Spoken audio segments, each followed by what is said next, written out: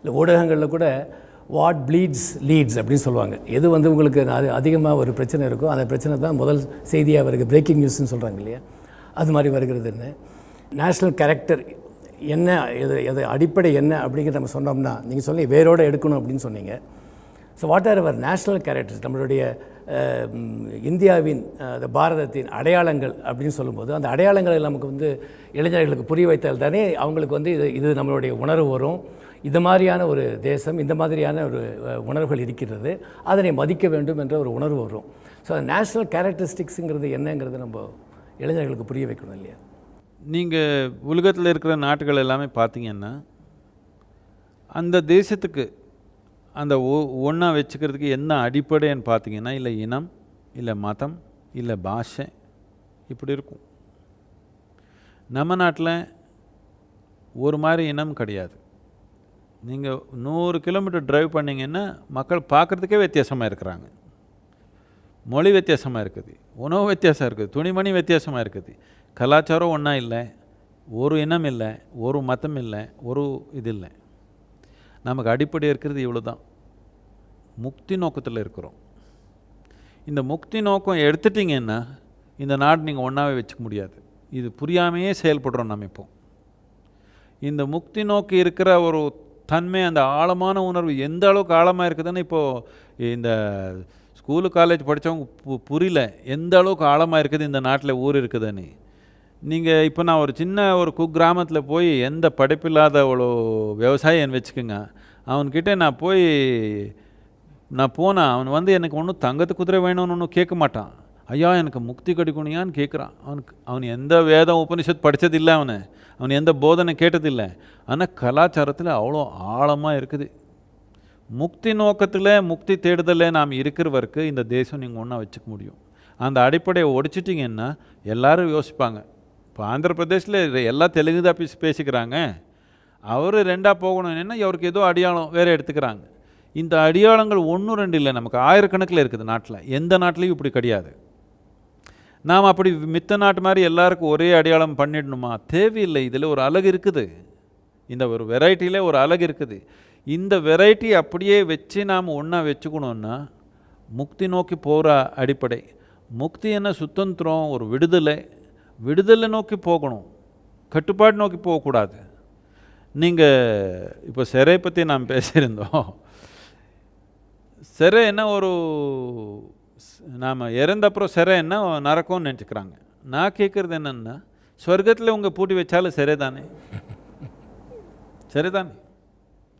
இது அங்கே சிறையில் சுகம் இல்லாததுனால சிறைன்னு ஆகலை, பூட்டி வச்சதுனால தானே சிறை. எல்லா சிறையிலையும் நான் போய் வந்திருக்கேன். தமிழ்நாட்டில் almost all the prisons have been there. அமெரிக்காவில் போய் வந்திருக்கிறேன். இந்த அமெரிக்கா சிறையில் போனீங்கன்னா இங்கே சாமானிய மக்கள் ஒரு கிராமம் இல்லை. கோயம்புத்தூர் சிட்டியில் எந்த அளவுக்கு வசதியில் சாமானிய மக்கள் இருக்காங்க, அதுக்கு மேலே வசதி இருக்குது அங்கே ப்ரிசனுக்குள்ளே. எல்லா ஸ்போர்ட்ஸ் இருக்குது, ஜிம்னாசியம் இருக்குது, ஸ்விம்மிங் பூல் இருக்குது நிறைய இடத்துல. ஒரு இடத்துல மட்டும் தான் ஸ்விம்மிங் பூல் இருக்குது, மித்த இடத்துல இல்லை. சாப்பாடு கரெக்டாக டைமுக்கு வருது. யாரோ உங்களுக்கு கதை திறப்பாங்க, க்ளோஸ் பண்ணுறாங்க, நீங்கள் ஒன்றும் பண்ண தேவையில்லை. லைட் ஆன் பண்ணுறாங்க, ஆஃப் பண்ணுறாங்க, கரெக்டாக டைமுக்கு வருது. வீட்டில் கூட அப்படி டைமுக்கு வராது. அந்த அளவுக்கு நடக்குது எல்லா இடத்துல. நம்ம சிறையிலையும் நடக்குது அது ஓரளவுக்கு.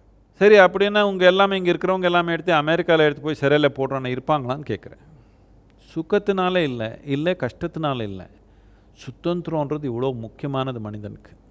இந்த சுதந்திரன்றது நாம்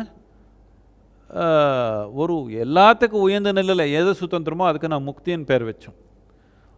இந்த உடல்லேருந்து, இந்த பிறப்பிலேருந்து இறப்பிலேருந்து சுதந்திரம் நமக்கு வரணும்னா அதுக்கு முக்தி ஆனால் நாம் சொன்னோம்.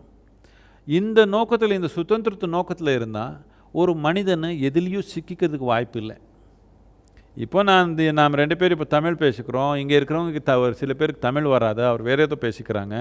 நாம் இது சாப்பிட்டுக்கிறோம், அவர் இன்னொன்று சாப்பிட்டுக்கிறாங்க. ஆனால் நாம் எல்லாருமே சுதந்திரத்து நோக்கத்தில் இருக்கிறவருக்கு நாம் நம்ம மொழியில் சிக்கிக்க மாட்டோம், அவர் மொழியில் சிக்கிக்க மாட்டாங்க. நாம் நம்ம உணவில் சிக்கிக்க மாட்டோம், அவருடைய உணவில் சிக்கிக்க மாட்டாங்க. நாம் நம்ம கடவுளில் சிக்கிக்க மாட்டோம், அவருடைய கடவுளுடைய வலயத்தில் சிக்கிக்க மாட்டாங்க.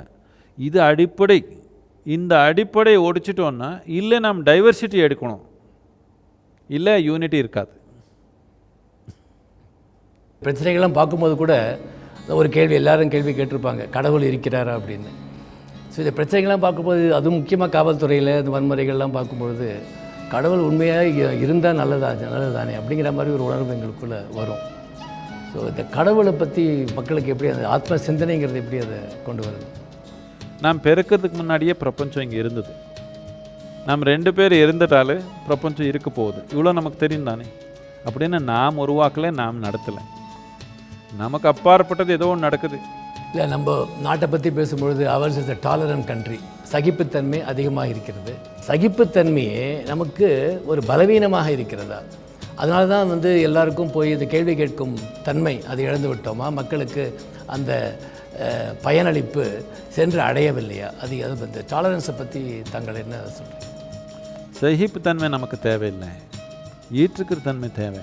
ஏற்றுக்கிற தன்மை என்னென்னா, நீங்கள் எப்படி இருந்தாலும் சரி,